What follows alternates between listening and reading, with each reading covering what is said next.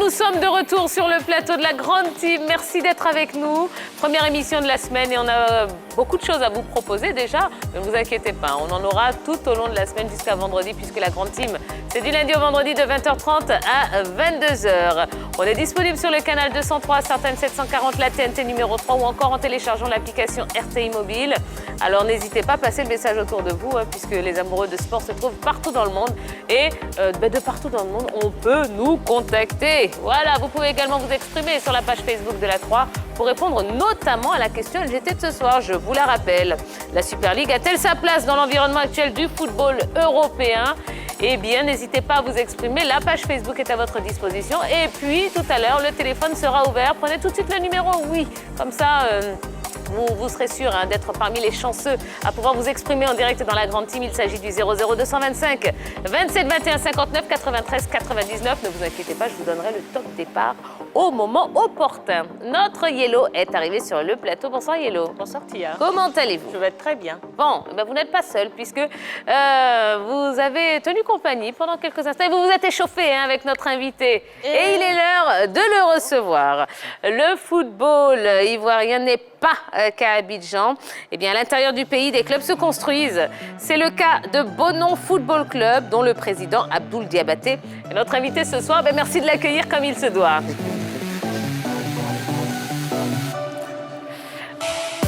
Bonsoir. Bonsoir, monsieur Diabaté. Bonne arrivée. Comment allez-vous? Très bien, et vous? Super, super. On est content de vous recevoir. Oui. Alors, c'est vrai qu'on a l'habitude de penser qu'on ne joue qu'au football qu'à Abidjan. Eh ben non, à Bonon, on joue au ballon. Partout en Côte d'Ivoire, on joue au ballon. Eh oui, eh oui, eh oui. Alors, parlez-nous un petit peu de votre club, monsieur Diabaté. Depuis quand votre formation existe? Et puis, je veux dire, à quel niveau vous évoluez? Nous sommes un club de village, dans un premier temps. Nous sommes en division régionale. Depuis 2016, on a essayé de mettre en place une équipe à Bonon. L'objectif, c'est d'avoir des structures d'un club pro dans un moyen terme. Voilà. D'accord. Alors, depuis quand est-ce que vous êtes devenu le président de Bonon FC? Depuis 2016. Ah, donc c'est... Hein? Depuis 2016. Au départ. C'est ça. Depuis le départ, voilà. Et ça va, ça se passe bien? C'est difficile, mais on essaie de travailler, on s'accroche, oui, et on espère qu'un jour viendra où on pourra un jour évoluer soit en 3e division ou en 2e division. Vous laissez combien de temps, ne serait-ce que pour atteindre la 3e division? Pour atteindre la 3e division, on va dire 2 ans. 2 ans. Ça va. Oui, on y est presque alors. J'espère. Oui. Déjà, on a appris qu'il y a une dame qui fait partie de votre staff et elle occupe un poste de responsabilité. Elle est manager. Qu'est-ce qui a nécessité ce choix-là d'une femme en tant que manager? Aujourd'hui, le football se joue autant chez les garçons comme chez les filles. Cette dame-là, je l'ai rencontrée il y a quelques années et j'ai essayé de travailler avec elle. Et c'est pour ça qu'aujourd'hui, le BFC travaille avec elle. Quelles sont ses qualités? Ses qualités, déjà, c'est une excellente journaliste. Ok. En matière de communication, elle communique très bien. Et elle nous met de la visibilité, comme vous le voyez. Donc, c'est vraiment un véritable atout. Ok. Vous nous disiez tout à l'heure que c'est un club de village que vous venez de prendre. Mais quelles sont les raisons qui vous ont motivé à devenir président de ce club-là? D'abord, c'est mon village. Oui. Et je suis amateur de foot.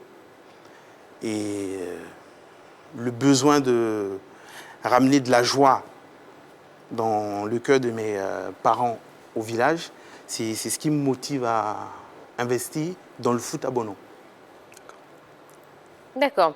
Alors, c'est vrai qu'en Côte d'Ivoire, la majorité des clubs n'ont pas véritablement, je veux dire, de structure. Il n'existe que de noms. Alors, je suis un petit peu dur dans mes propos, mais bon, je veux dire, c'est un constat qui est là. Qu'est-ce qu'il en est de Bonon FC? Bonon, dans un premier temps, on a eu la chance de rencontrer le chef du village qui nous a octroyé un terrain de 4 hectares. Donc, au jour d'aujourd'hui, on essaie de travailler pour avoir une bonne structure, pour avoir des pelouses, des vestiaires et ainsi de suite, pour, dans un moyen terme, comme je vous l'ai dit, essayer d'avoir des structures de clubs professionnels. Donc là, si je comprends bien, aujourd'hui, vous avez juste la surface. Hein, On est à la surface, on travaille sur la surface en ce moment. D'accord. On a bâti des premiers bâtiments. On est en train de travailler pour les pelouses. Et normalement, on doit avoir un terrain d'honneur et 3 pelouses d'entraînement. D'accord, très bien. Combien de joueurs compte votre effectif? Aujourd'hui, Quel est leur statut aujourd'hui? non, on est tous des amateurs. Voilà. On est tous des amateurs. J'ai 20 joueurs dont je m'occupe, voilà, au quotidien. Alors aujourd'hui, au niveau de Bono FC, comment ça se passe, les recrutements? Est-ce que c'est des tests? Est-ce que Bono FC plutôt a un centre de formation qui quand même essaie d'alimenter le club, je dirais, l'équipe première? Comment ça se passe? L'objectif, c'est ça. Comment mettre en place la structure, former les jeunes pour que l'équipe senior puisse évoluer jusqu'en première division. Mais là, on vient juste de démarrer. Qu'est-ce qu'on fait? On fait un peu de mercenariat. Voilà. Dans la région, on prend quelques joueurs et on essaie d'avancer. C'est-à-dire, quels sont les critères pour prendre ces joueurs? Est-ce qu'on prend tout le monde? Parce que dans la région, on peut quand même trouver des joueurs qui sont très bons au foot, mais qui, quand même, dont l'âge peut-être est suffisamment avancé. Est-ce que ceux-là, on les prend? Parce que, quand même, votre projet, c'est à long terme. Est-ce que ceux-là, on les prend ou peut-être il y a des critères qu'il faut respecter dans tout cela? Aujourd'hui, on travaille qu'avec l'équipe senior. Donc, l'équipe senior, puisqu'on a besoin de résultats, donc on est obligé de faire une sélection, avoir les meilleurs de la région pour passer en 3e division. Peu importe l'âge. Peu importe l'âge. Voilà. Monsieur Diabaté, vous disiez tout à l'heure que vous êtes en train de travailler pour rendre votre club professionnel à moyen terme. En quoi consiste ce travail? C'est quoi? C'est des partenariats que vous tentez de tisser? Est-ce que vous avez approché, par exemple, certaines autorités de votre région pour leur parler de votre équipe, de votre club et solliciter des aides? Qu'est-ce qu'il en est au juste à ce niveau? C'est sûr que depuis 2016, je me suis vite rendu compte que le foot, c'est pas le dada des autorités. Voilà. On pense que le foot, c'est pousser des ballons. Enfin, c'est des gamins qui vont jouer au ballon, tout simplement. On ne pense pas que le foot est vecteur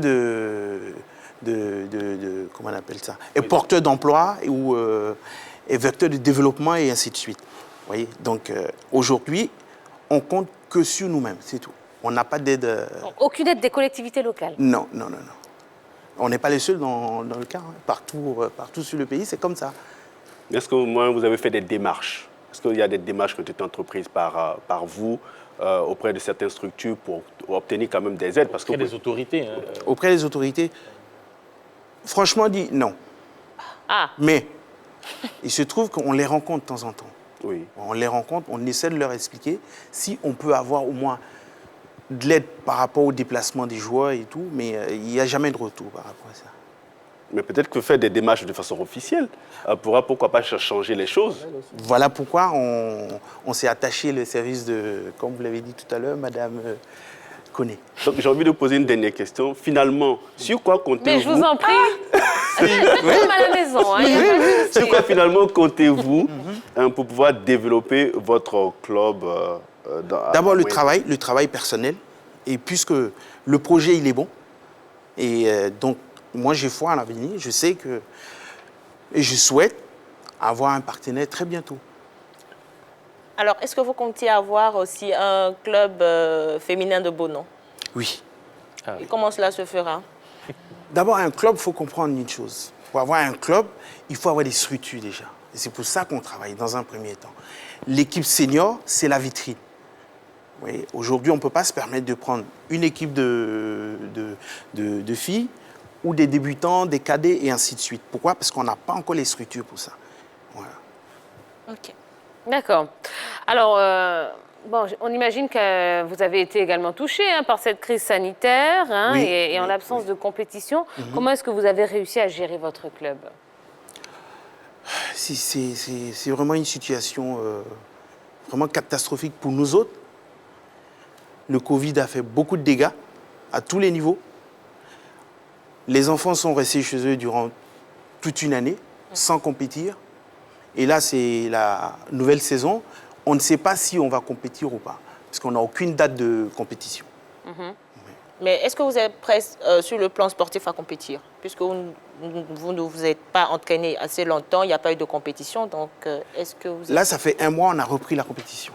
Les entraînements ou les... Voilà, on a repris les entraînements, on a rappelé les jeunes, on a fait une nouvelle sélection et on s'entraîne et on fait des matchs amicaux pour être prêt. Mais vous avez réussi à garder tout votre effectif quand même ou pas? Oui. C'est déjà bien. Alors, sincèrement, moi, quand je vous écoute, c'est quand même...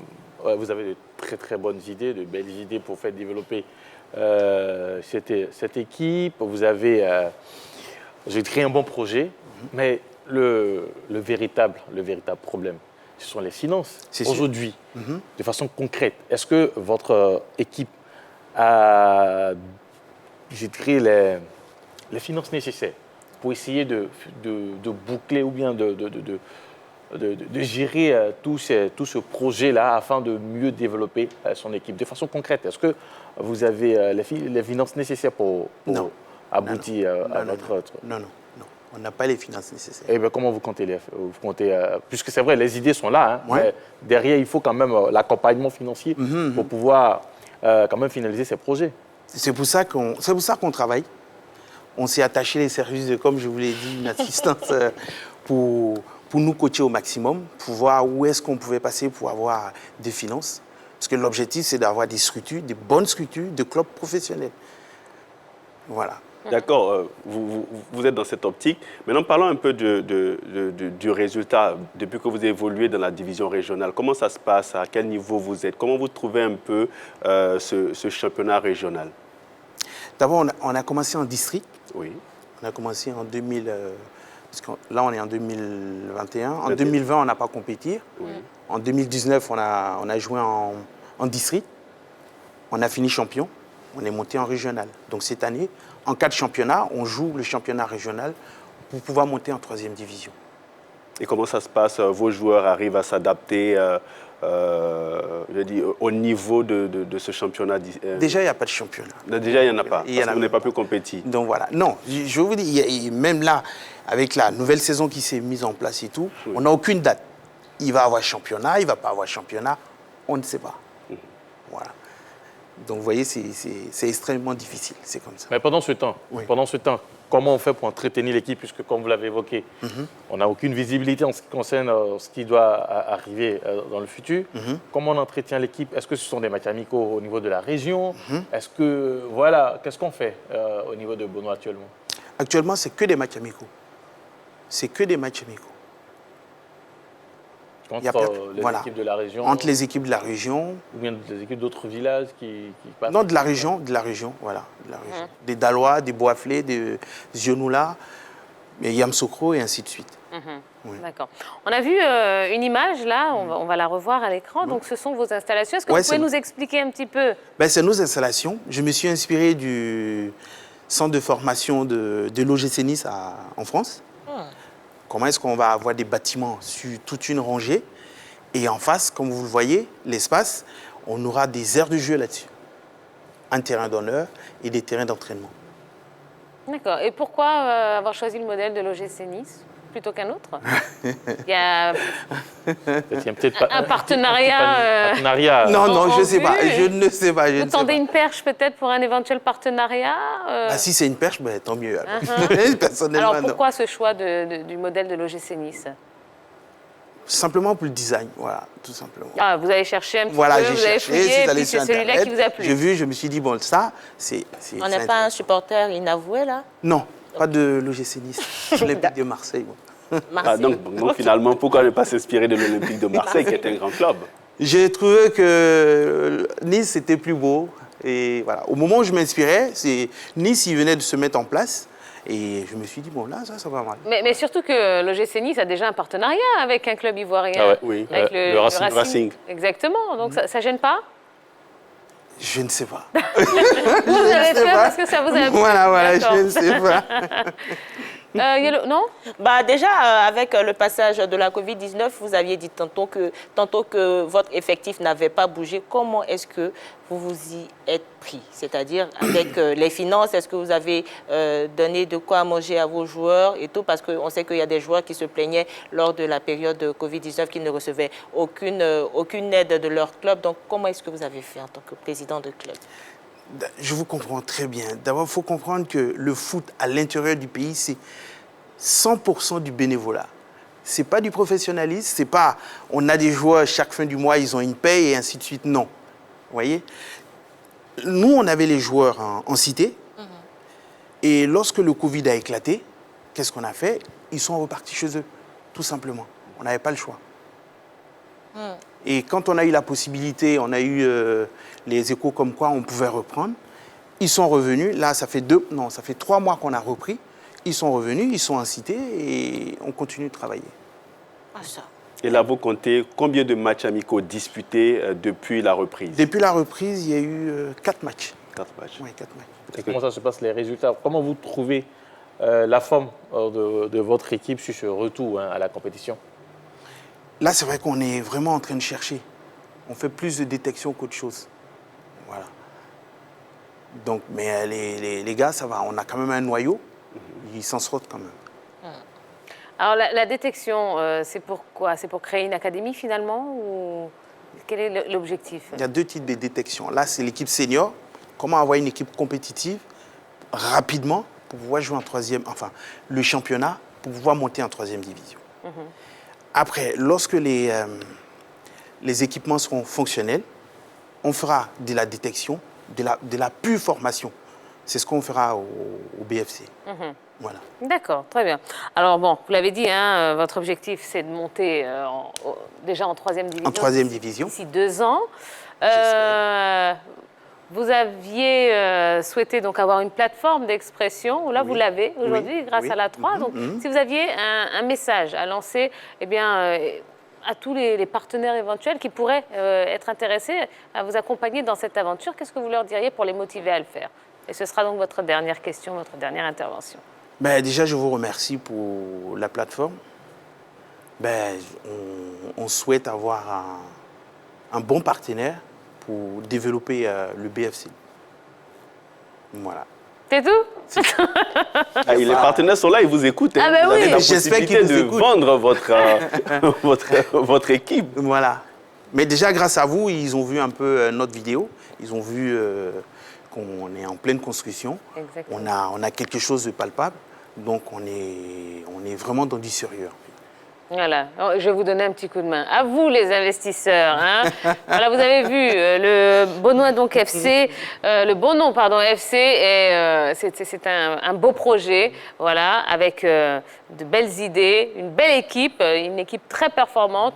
Donc, n'hésitez pas, accompagnez-les parce qu'effectivement, il y a de grands clubs ici à Abidjan. Les clubs qui sont donc en première, deuxième, troisième division, on les connaît, mais il y a aussi des clubs à l'intérieur, donc n'hésitez pas, accompagnez-les, ils en ont vraiment besoin. Merci. Voilà, merci beaucoup, monsieur Diabaté. Je vous en prie, merci. On vous souhaite vraiment que le meilleur. Merci, c'est gentil.